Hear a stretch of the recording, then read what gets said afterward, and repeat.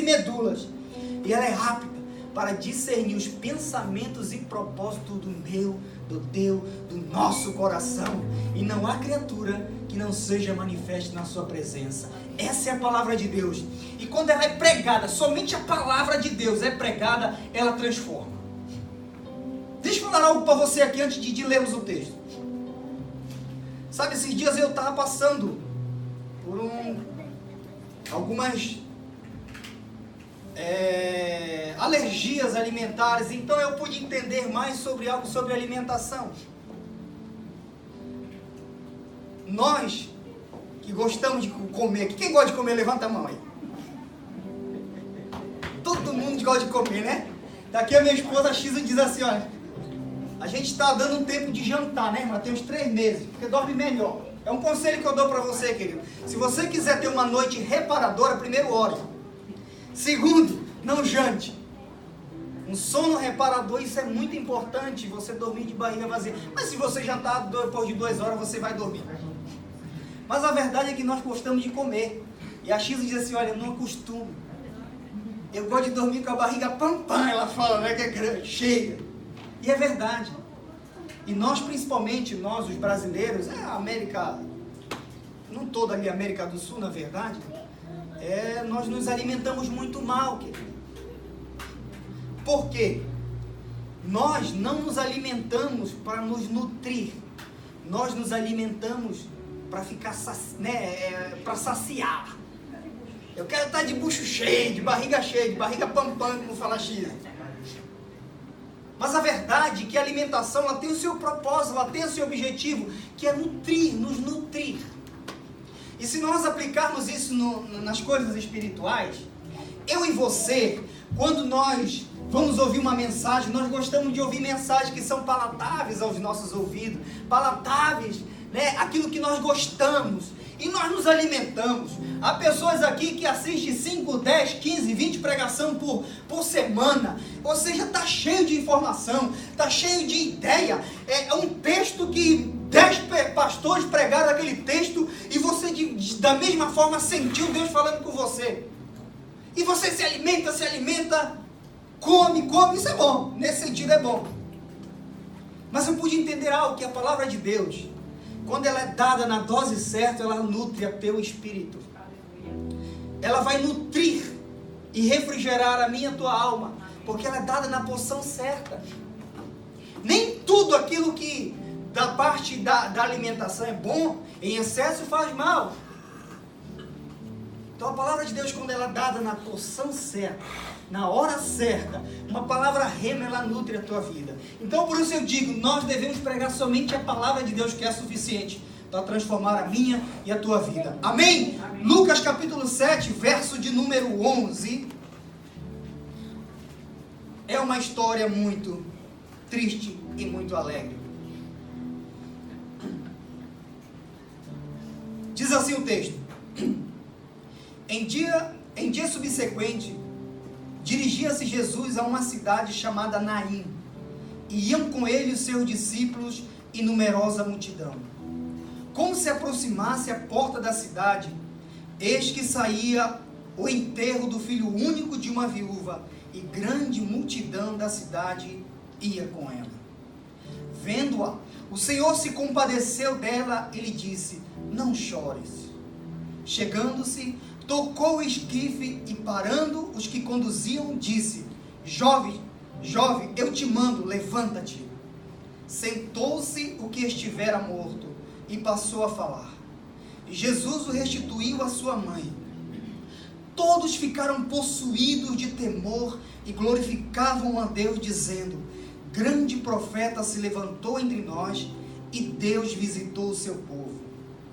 Esta notícia a respeito dele divulgou-se por toda a Judéia e por toda a circunvizinhança. Amém? Você crê que isso aqui aconteceu? Você crê que isso aqui aconteceu? Amém. Isso aqui aconteceu, isso aqui acontece hoje e acontecerá quando houver necessidade. Sabe, queridos, ao domingo retrasado aqui eu falei algo que Deus me inspirou a entender naquele momento. Nós precisamos ter um equilíbrio muito grande nos nossos dias. Porque nós, os seres humanos, nós somos movidos por muitas coisas que despertam o nosso entendimento, a nossa curiosidade, e nós mergulhamos naquilo. E aquilo é bom muitas vezes. Aquilo traz um crescimento, aquilo traz uma edificação, aquilo enriquece o nosso saber a respeito da Escritura e das demais coisas, dos valores de Deus, dos princípios de Deus. Mas eu pude entender também que nós temos uma deficiência muito grande, que é a questão do equilíbrio. E equilíbrio não é somente você ter a consciência que você precisa ser uma pessoa equilibrada. Eu pude entender que não existe equilíbrio se não for dado pelo Espírito Santo de Deus. Se for algo que não seja pela inspiração do Espírito Santo de Deus, não é equilíbrio. É um desequilíbrio. Nós, muitas vezes, mergulhamos de um lado. Esse lado aqui a correnteza está fraca, vamos mergulhar desse lado. Daqui a pouco a correnteza muda, nós mudamos. Não, nós temos que ter um equilíbrio, porque só equilíbrio vai nos colocar no centro e na direção de Deus. Amém, irmãos? E quando eu leio essas histórias na Bíblia, por que eu estou falando de equilíbrio? Às vezes nós nos inclinamos muito a estudar. Isso é necessário e você deve fazer isso. A parte teológica, a parte arqueológica, enfim, todas essas ferramentas que é necessário para mim e para a tua vida. Mas, quando nós nos inclinamos e mergulhamos muito para esse lado, parece que isso aqui não acontece mais nos dias de hoje. Parece que milagres foram coisas que só foram realizados lá nos dias da igreja primitiva. É algo que somente de informativo, é algo histórico para nós, mas não tem a verdade, não é carregada pela graça, pela misericórdia desse homem aqui, que se aproximou dessa mulher. Eu não vou querer explicar o texto, eu quero trazer uma aplicação desse Deus que nós acabamos de cantar, um Deus que vive, que é poderoso para mudar a minha e a tua história. Imagina que o texto está relatando, Lucas está dizendo que Jesus sai de Cafarnaum. E aí uma multidão vai com ele. E daqui a pouco o encontro de duas multidões. E nesse caminho, agora eu quero aqui pensar, nada que seja contra a Bíblia, mas você também pode pensar, Jesus sai de Cafarnaum. E aquela multidão vem naquela alegria, caminhando por uma estrada empoeirada, e alegria é sorriso e contando de um Galileu que se levantou, e esse Galileu, ele é ousado naquilo que ele fala, a palavra dele é com autoridade. Um Galileu que vai numa sinagoga num sábado e expulsa um demônio de um homem, um Galileu que cura um paralítico, um Galileu que, antes desse fato aqui, cura um leproso, um Galileu que se aproxima ali da Galileia e encontra Pedro, Tiago e João, e opera o milagre da pesca maravilhosa. Enfim, penso eu, essa multidão vem numa alegria tremenda, porque eles estão sendo carregados por aquela unção, por aquela presença manifesta de Jesus. E aonde Jesus está, a alegria, amém, irmãos? Aonde Jesus se manifesta, a alegria de espírito. E esse povo está em direção ali. De um lado, uma multidão vem numa alegria contando os causos, e da outra vem a multidão chorando por causa da perda de um filho único de uma mulher. E Jesus vê aquela cena. Essa mulher, não queira você passar pela dor que esta mulher passou. E falar em dor, deixa eu só falar um negócio aqui, querido. Nunca compare a tua dor com a dor do outro. Jamais ninguém na terra vai sentir o que você sente. Porque você pode, por exemplo, falar em tese, perder a sua mãe, eu também perder minha mãe. Você vai sentir muito mais, talvez, do que eu, um exemplo. Que eu quero chorar a morte da minha mãe. Mas você não tem a capacidade de chegar, não chore. Ele tem, porque ele é Deus, ele sabe o que é fazer. Mas não chore, eu já passei por isso. Não, você já passou pela perda, mas a dor dele é diferente da tua. Então, nunca fale isso para uma pessoa que está numa dor profunda. Isso é só um conselho que eu estou te dando. Não despreze a dor do outro, não ignore a dor do outro. Você tem que abraçar quando ele tiver. O que Paulo escreveu em Romanos? Ele diz, olha, alegrai-vos com os que se alegram e chorai com os que choram. Nós fazemos o quê? Nós nos alegramos com aquele que está chorando e nós choramos com aquele que está alegre. Nós fazemos tudo ao contrário. Mas o certo é, ó, está chorando, irmão, chora com ele, abraça ele. Não importa se você teve uma perda de igual modo, mas abrace a dor dele, ele está sentindo. E essa mulher está vindo. E essa dor dela é tão profunda que se nós analisarmos num todo, ela é viúva. Lucas não dá com exatidão quanto tempo essa mulher é viúva. Mas o fato que ela já é uma viúva, uma mulher que já está, pelo costume, pela lei judaica, a lei dele, já estava aqui meio que desandada já.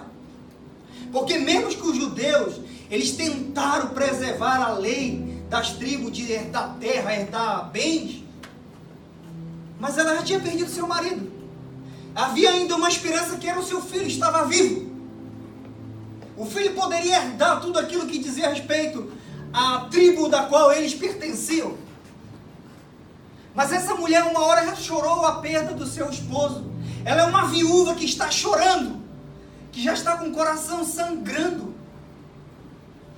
E se não bastasse, o seu filho faleceu. Imagina a dor dessa mulher. O que essa mulher está sentindo?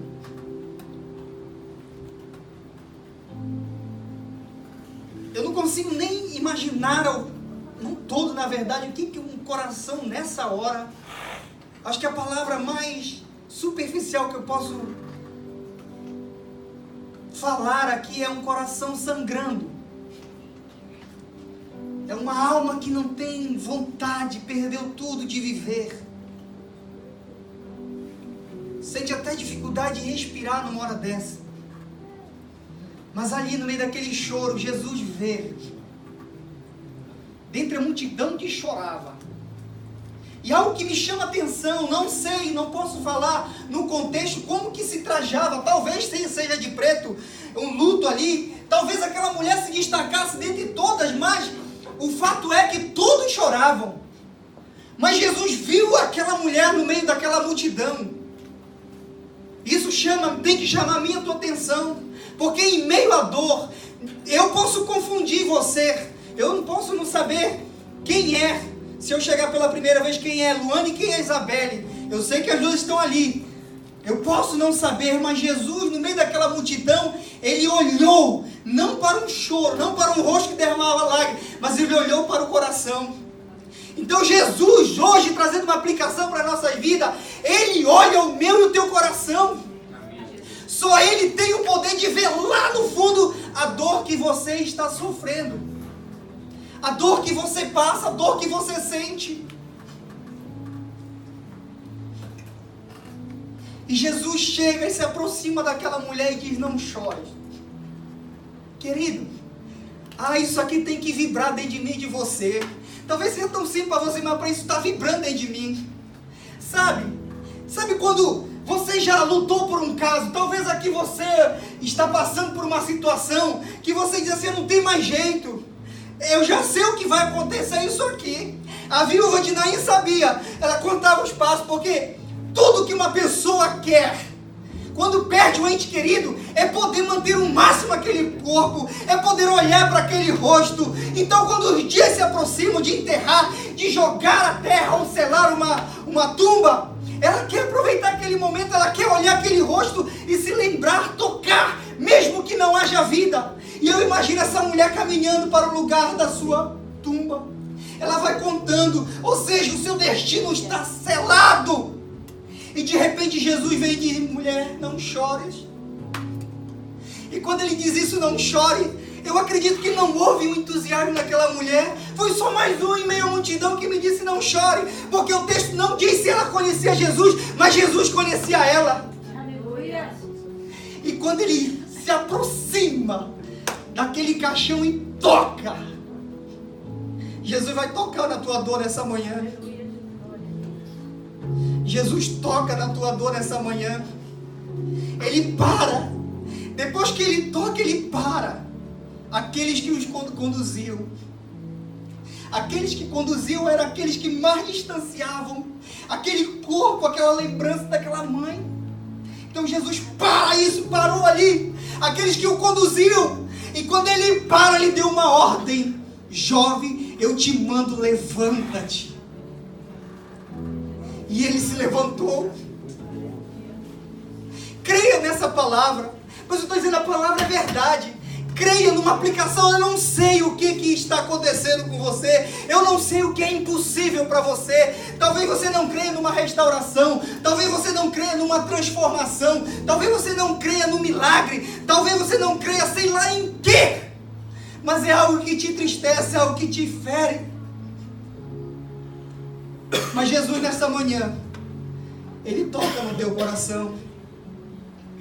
Ele toca no teu coração, Ele toca na tua dor. Ele toca naquilo que te paralisa. Primeiramente Ele está tocando em você, agora Ele vai paralisar as circunstâncias. Veja pela fé, meu querido. Jesus paralisa nessa manhã as circunstâncias que são desfavoráveis para você. Tudo aquilo que está levando, parece a tua vida, a tua esperança, Ele está paralisando nessa manhã. E Ele dá uma ordem: volte à vida, volte à existência, volte aos sonhos, volte à alegria da salvação, volte à esperança. Jesus está vivo. Creia nessa palavra. Ele paralisa aqueles que te levam para o sepultamento. Ele paralisa. Feche teus olhos, Pai. O Senhor, sim, podia muito bem, Senhor Jesus, visitar esta pessoa onde ela está.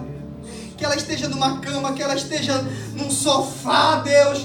Que ela esteja, Senhor, passeando. Que ela esteja em qualquer outro lugar. Espírito Santo, Consolador, eu te peço, toca, Deus, nessa pessoa onde ela está. E que possa voltar à vida. Que possa voltar à vida e devolver esta mulher a este marido. Devolver este filho aos seus pais.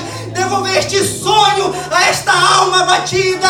Devolver os projetos que o Senhor plantou, Pai.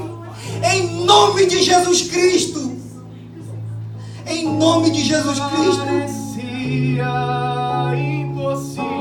Aleluia. Sim, Pai.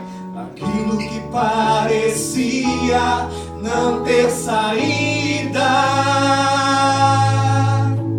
Aquilo que parecia